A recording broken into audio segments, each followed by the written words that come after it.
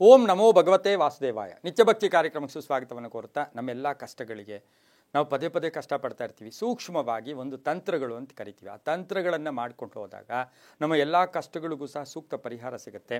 ಎಲ್ಲೋ ಒಂದು ಕಡೆ ಈ ಕೆಲಸ ಆಗ್ತಾನೇ ಇಲ್ವಾ, ಪದೇ ಇದಕ್ಕೆ ಪ್ರಯತ್ನ ಪಡ್ತಾ ಇದ್ದೀನಿ, ಕೆಲಸ ಆಗ್ತಾ ಇಲ್ಲ, ಅಥವಾ ಪದೇ ಪ್ರಯತ್ನ ಪಡ್ತಾ ಇದ್ದೀನಿ, ಯಾವುದರಲ್ಲೂ ಕೂಡ ನನಗೆ ತೃಪ್ತಿ ಇಲ್ಲ, ಅಥವಾ ಸಮಾಧಾನ ಇಲ್ಲ, ಹಣಕಾಸು ನಿಲ್ತಾ ಇಲ್ಲ, ವ್ಯಾಪಾರ ಪರಿಪೂರ್ಣವಾಗಿ ಆಗ್ತಾ ಇಲ್ಲ, ಜೊತೆಗೆ ಆರೋಗ್ಯ ಕೆಡ್ತಾ ಇದೆ. ಎಲ್ಲ ಸಮಸ್ಯೆಗಳಿಗೂ ಒಂದೇ ತಂತ್ರ, ಒಂದೇ ಪರಿಹಾರ, ಸೂಕ್ಷ್ಮವಾಗಿರ್ತಕ್ಕಂಥ ಪರಿಹಾರ ತಂತ್ರ ಒಂದೇ ಒಂದಾಗಿರ್ತಕ್ಕಂಥದ್ದೇ. ಅದುವೇ ಹನುಮನಿಗೆ ಬೆಲ್ಲದ ದೀಪ ಹಚ್ಚೋದು. ನಾವೆಲ್ರಿಗೂ ಹೇಳ್ತಾ ಇರ್ತೀವಿ, ಸಾಮಾನ್ಯವಾಗಿ ಹೇಳ್ತಾ ಇರ್ತೀವಿ, ತುಂಬ ಕಷ್ಟ ಸರ್, ಮಾನಸಿಕ ಯಾತನೆ ಸರ್. ತಕ್ಷಣ ನೋಡಪ್ಪ, 11 ದಿನ. ಯಾಕೆಂದರೆ ಶಿವಾಂಶ ಸಂಭೂತನಾಗಿರ್ತಕ್ಕಂಥವನೇ ಹನುಮ. ಎಲ್ಲ ದಿಕ್ಕುಗಳಲ್ಲೂ ಇರ್ತಾರೆ, ಎಲ್ಲ ದಿಕ್ಕುಗಳಲ್ಲೂ ಕೂಡ ಹನುಮನನ್ನು ಪ್ರತಿಷ್ಠಾಪನೆ ಮಾಡ್ತಾರೆ. ಪೂರ್ವಕ್ಕಿರ್ತಾರೆ, ಪಶ್ಚಿಮಕ್ಕಿರ್ತಾರೆ, ಉತ್ತರಕ್ಕಿರ್ತಾರೆ, ದಕ್ಷಿಣಕ್ಕಿರ್ತಾರೆ.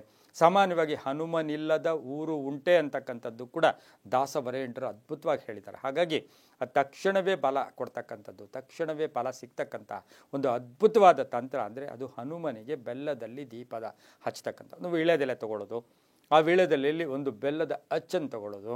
ಆ ಬೆಲ್ಲದ ಅಚ್ಚಲ್ಲಿ ಈಗಾಗಲೇ ಮಧ್ಯೆ ಒಂದು ಸ್ವಲ್ಪ ಸ್ಥಳ ಇರುತ್ತೆ, ಅಲ್ಲಿ 2 ಬತ್ತಿಯನ್ನು, ತುಪ್ಪದ ಬತ್ತಿಯನ್ನು ಹಚ್ಚಿ ಆ ವೀಳ್ಯದೆಲೆಯಲ್ಲಿ ಆ ಬೆಲ್ಲವನ್ನು ಇಟ್ಟು ಆ 2 ಬತ್ತಿಯನ್ನು ಹಚ್ಚಿ ಹನುಮನಿಗೆ ನಾವು ಕ್ಲಾಕ್ ವೈಸ್ ಡೈರೆಕ್ಷನಲ್ಲಿ, ನಾವು ಯಾವ ರೀತಿ ವಾಚ್ ಹಾಕ್ತಿರುಗುತ್ತೋ ಈ ರೀತಿ ಕ್ಲಾಕ್ ವೈಸ್ ಡೈರೆಕ್ಷನಲ್ಲಿ 11 ಬಾರಿ ಆತನಿಗೆ ಆರತಿಯನ್ನು ಮಾಡಿ ಆ ಮಾಡಿದ್ದನ್ನು ಅಲ್ಲೇ ದೇವಸ್ಥಾನದಲ್ಲಿಟ್ಟು 11 ಪ್ರದಕ್ಷಿಣೆಯನ್ನು ಮಾಡಿಕೊಂಡು ನೀವು ಸಂಕಲ್ಪ, ಪ್ರತಿದಿನವೂ ಒಂದೊಂದು ಸಂಕಲ್ಪ.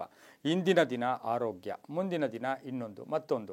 ಆದರೆ ಯಾವಾಗಲೂ ಅಷ್ಟೇ ಈ 11 ದಿನ ಪರಿಪೂರ್ಣವಾಗಿ ವ್ರತದೋಪಾದಿಯಲ್ಲಿ ಯಾರು ಮಾಡ್ತಾರೋ ಅವರಿಗೆ ಮೂಲವಾಗಿ ಎಲ್ಲ ಕೆಲಸ ಕಾರ್ಯಗಳಲ್ಲೂ ಕೂಡ ವಿಘ್ನಗಳು ತೊಲಗೋಗುತ್ತೆ, ಪರಿಪೂರ್ಣ ಆರೋಗ್ಯ ಬರುತ್ತೆ, ಮಾನಸಿಕ ಸ್ಥಿತಿ ಚೆನ್ನಾಗಿದೆ. ಯಾಕೆಂದರೆ ಗೊತ್ತಿರಬೇಕು ನಿಮಗೆಲ್ಲ, ಹನುಮ ಅಂದರೆ ಯಾರು? ಶಕ್ತಿ, ಭಕ್ತಿ, ಯುಕ್ತಿ.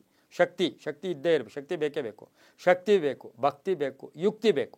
ಕೆಲಸ ಕಾರ್ಯಗಳಲ್ಲಿ ಯುಕ್ತಿ. ನಾವು ಯಾವಾಗಲೂ ಅಷ್ಟೇ ಕೆಲವು ಸಂದರ್ಭಗಳಲ್ಲಿ ನಾವು ಸ್ವಲ್ಪ ಮನಸ್ಸನ್ನು ವಿಕಾರವಾಗಿ ಬಿಟ್ಟಿದ್ದೆ ಆದರೆ ಅತಿರೇಕಕ್ಕೆ ಹೋಗ್ಬಿಟ್ಟು ಜೀವನನೇ ಹಾಳಾಗಿ ಹೋಗ್ಬಿಡುತ್ತೆ. ಏನಪ್ಪ, ಒಂದು ಕ್ಷಣ ನಾವು ಸುಮ್ಮನೆ ಇದ್ದಿದ್ರೆ, ಎಷ್ಟೋ ಸರಿ ಈಗಲೂ ನೋಡ್ತಾ ಇದ್ದೀವಿ, ಈಗ ನಡೀತಾ ಇರ್ತಕ್ಕಂಥ ಎಲ್ಲ ಘಟನೆಗಳಲ್ಲೂ ಕೂಡ ಕೇವಲ ಅರ್ಧ ಗಂಟೆಯಲ್ಲಿ, 1 ಅವರಲ್ಲಿ ಅಥವಾ ಮಾನಸಿಕವಾಗಿ ಒಂದು ಕ್ಷಣ ಮಾಡಿದಂಥ ತಪ್ಪಿನಿಂದ ಇಡೀ ಜೀವನನೇ ಹಾಳಾಗ್ತಾ ಇದೆ. ಸ್ವಲ್ಪ ಯೋಚನೆ ಮಾಡಬೇಕು. ಆ ತಪ್ಪು ಮಾಡ್ತಕ್ಕಂಥ ಸಂದರ್ಭದಲ್ಲಿ ಸ್ವಲ್ಪ ಯೋಚನೆ ಕೂಡ ಮಾಡಬೇಕು. ಇಂತಹ ತಪ್ಪುಗಳಿಗೆ ಅವಕಾಶವನ್ನು ಹನುಮ ದೇವರು ಕೊಡೋದಿಲ್ಲ. ಹಾಗಾಗಿ ಪ್ರತಿಯೊಬ್ಬರೂ ಅದರಲ್ಲಿ ಒಂದು ಪ್ರಶ್ನೆ ಉದ್ಭವ ಆಗುತ್ತೆ, ಮನೆಯಲ್ಲಿ ಮಾಡಬೇಕಾ, ದೇವಸ್ಥಾನದಲ್ಲಿ ಮಾಡಬೇಕಾ, ವಿಗ್ರಹ ಇರಬೇಕಾ, ಇಲ್ಲದೇ ಇರಬೇಕಾ? ಇವೆಲ್ಲ ಪ್ರಶ್ನೆಗಳಿಗೂ ಒಂದೇ ಉತ್ತರ. ನೀವು ಮನೆಯಲ್ಲಿ ಹನುಮ ಇದ್ದರೂ ಸಹ, ಹನುಮನ ವಿಗ್ರಹ ಇದ್ದರೆ, ಹನುಮನ ವಿಗ್ರಹದ ಹತ್ತಿರ ನೀವು ಈ ಒಂದು ಬೆಲ್ಲದ ದೀಪವನ್ನು ಹಚ್ಚಿ ಓಂ ಹಂ ಹನುಮತೇ ನಮಃ, ಓಂ ಹಂ ಹನುಮತೇ ನಮಃ ಈ ಮಂತ್ರವನ್ನು ಪಠನೆ ಮಾಡಿಕೊಂಡು ಸಂಕಲ್ಪಗಳನ್ನು ಮಾಡಿಕೊಂಡು 11 ದಿನ ಸಂಧ್ಯಾಕಾಲ ಆಗ್ಬೋದು, ಬೆಳಗ್ಗೆ ಆಗ್ಬೋದು. ಆ ನಂತರ ಬೆಲ್ಲವನ್ನು ಏನು ಮಾಡೋದು? ಬೆಲ್ಲ ಯಾವಾಗಲೂ ಕೂಡ ಶಕ್ತಿವರ್ಧಕ. ಬೆಲ್ಲ ಯಾವಾಗಲೂ ಕೂಡ ನಮಗೆ ಶಕ್ತಿಯನ್ನು ಕೊಡುತ್ತೆ, ಉತ್ಸಾಹ ಕೊಡುತ್ತೆ. ಆಮೇಲೆ ಎಲ್ಲೋ ಒಂದು ಕಡೆ ನಮ್ಮ ಎಲ್ಲವೂ ಕೂಡ ಸಪ್ತ ಚಕ್ರಗಳು ಕೂಡ ಜಾಗೃತಿ ಆಗುತ್ತೆ. ಆ ಬೆಲ್ಲವನ್ನು ಮನೆಗೆ ಉಪಯೋಗಿಸ್ಕೊಳ್ಳಿ, ಕಾಫಿಗೆ ಉಪಯೋಗಿಸ್ಕೊಳ್ಳಿ, ತಿಂಡಿಗೆ ಉಪಯೋಗಿಸ್ಕೊಳ್ಳಿ, ಏನಕ್ಕೂ ಉಪಯೋಗಿಸ್ಕೊಂಡಿದ್ದೆ ಆದರೆ ಅದು ತುಂಬಾ ಒಳ್ಳೆಯದಾಗುತ್ತೆ. 11ನೇ ದಿನ ನೀವು ಹನುಮ ದೇವಸ್ಥಾನದಲ್ಲಿ ನಿಮ್ಮ ಹೆಸರಿನಲ್ಲಿ, ನಿಮ್ಮ ನಕ್ಷತ್ರಕ್ಕೆ ಒಂದು ಅರ್ಚನೆ ಮಾಡಿಸ್ಕೊಳ್ಳಿ, ತುಂಬಾ ಒಳ್ಳೆಯದಾಗುತ್ತೆ.